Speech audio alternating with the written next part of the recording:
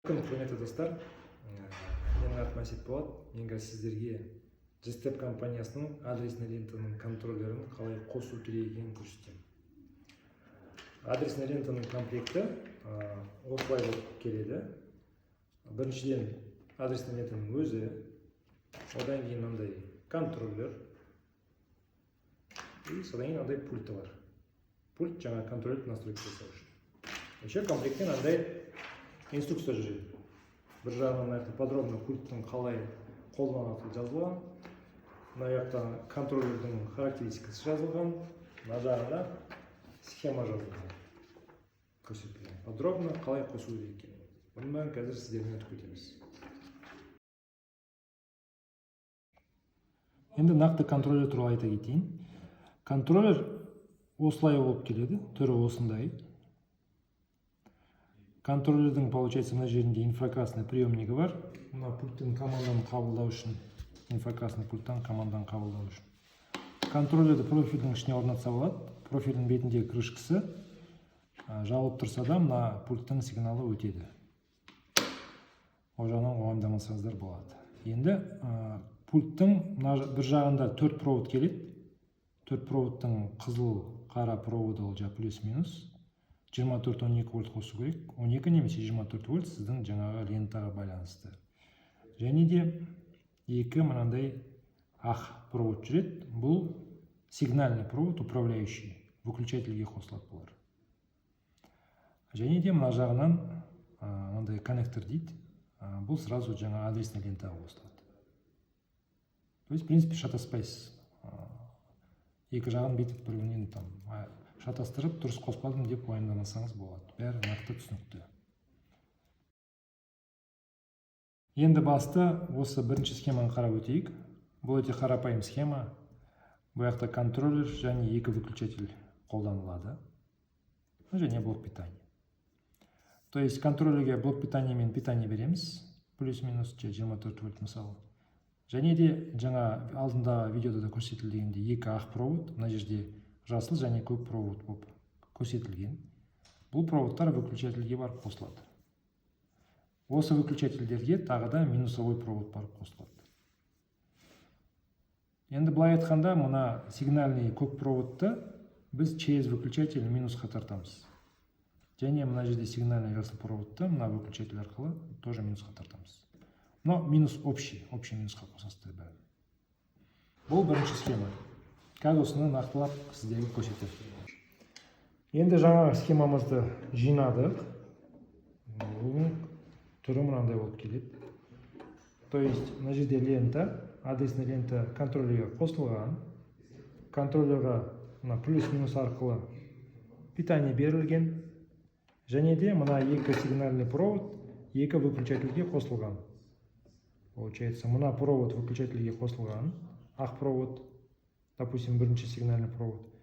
И дәл осы выключательге минусовой провод қосылған, ол общий минустан тартылған. Екінші выключательде дәл солай. Енді мына выключательдердің проводын ұзартсаңыздар болады, және де 10-20 метрге алып кетесеңіздер болады без проблем. Выключатель, жай выключатель бұл жаққа қойылмайды, бұл жаққа самовозвратный деген выключатель қойылады. То есть басқаннан кейін бұл қайтадан орнына келеді. Обычно қарапайым выключательдерді қойсаңыздар бүйтіп қалып қалатын. Ондай выключательдермен бұл система істемейді.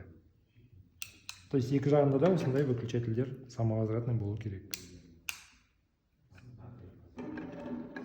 Енді ары қарай осы схеманың қалай істейтінін сіздерге көрсетейік. То есть мынау мысалы сол жағында выключатель деп ойлайық. Осыны басқан кезде свет сол жақтан оң жаққа қарай жанады.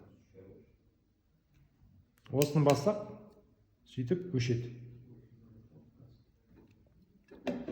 Егер де мынаны бассақ, оң жақтағы выключательді, ол наоборот барып қосылады. Соответственно, мынамен қостық, а мынамен өшірсек болады. Мысалы, мынау лентаның ар жағында тұр деп ойлаңыздар, мынау лентаның бер жағында тұр деп ойлаңыздар. Сөйтіп, мынау екеуі проходной выключатель сияқты жұмыс істейді ғой. Біреусімен қосасыз, ар жағын өтіп барасыз да, екіншісімен өшіресіз.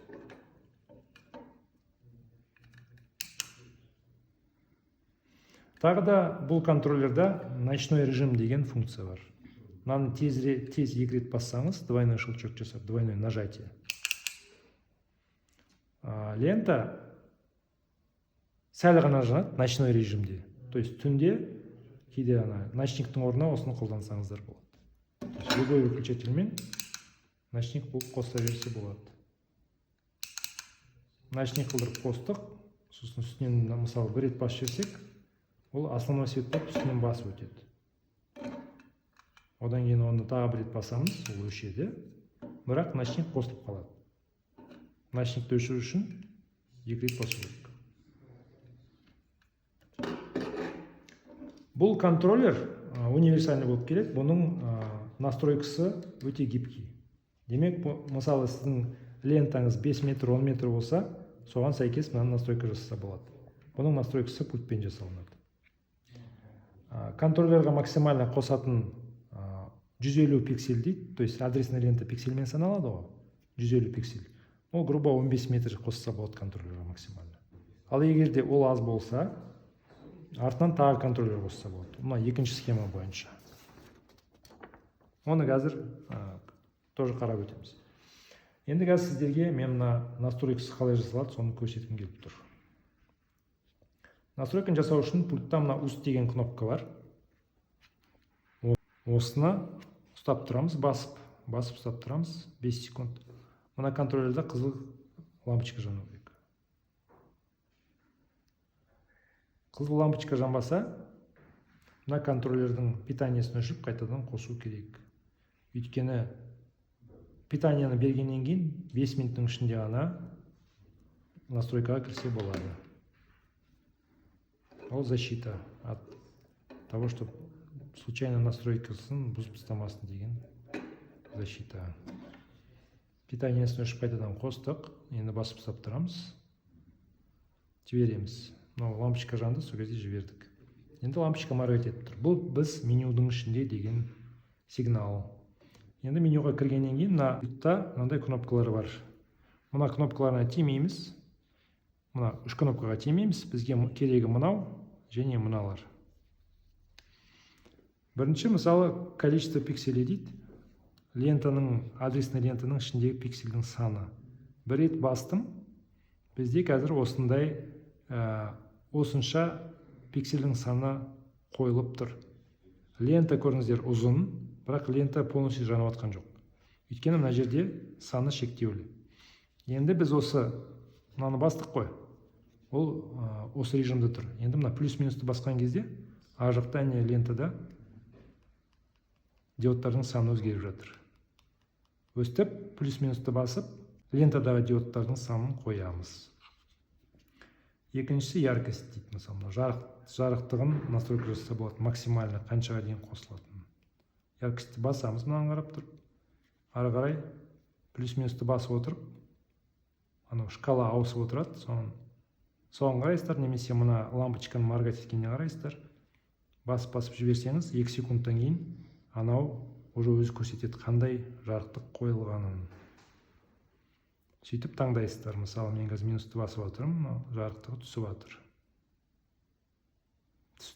Енді қайтадан максимально плюсті басып максимальныйына қойайын.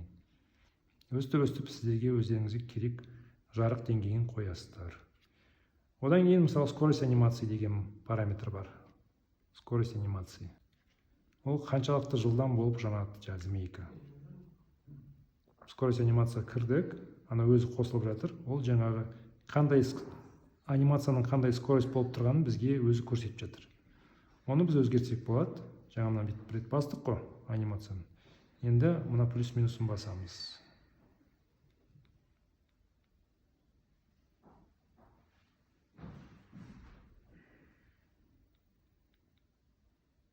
Мына шкалада, получается, лента шкала болып келеді. Шкалада пиксель саны азайған сайын скоростьтің, анимацияның скорости, жылдамдығы тезірек болады. Және де наоборот. Өстіп, плюс-минусты басып отырып, өздеріңізге керек скоростьті таңдайсыздар.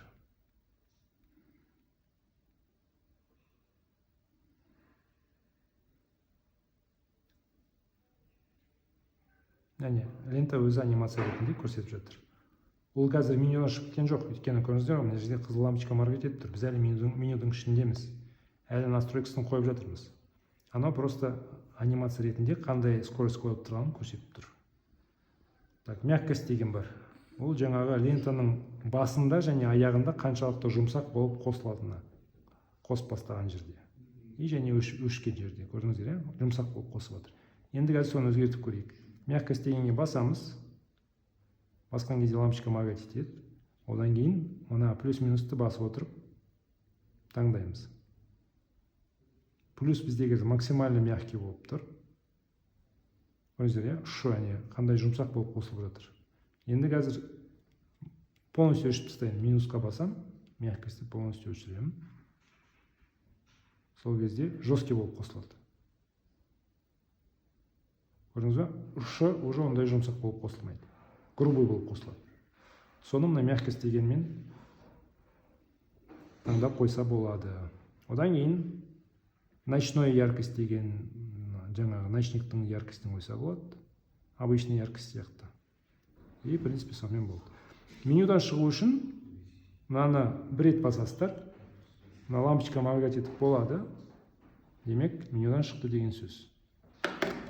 Енді кнопканы басқан кезде сол біз таңдаған режимдар есінде қалып, сол режиммен қосылып отырады.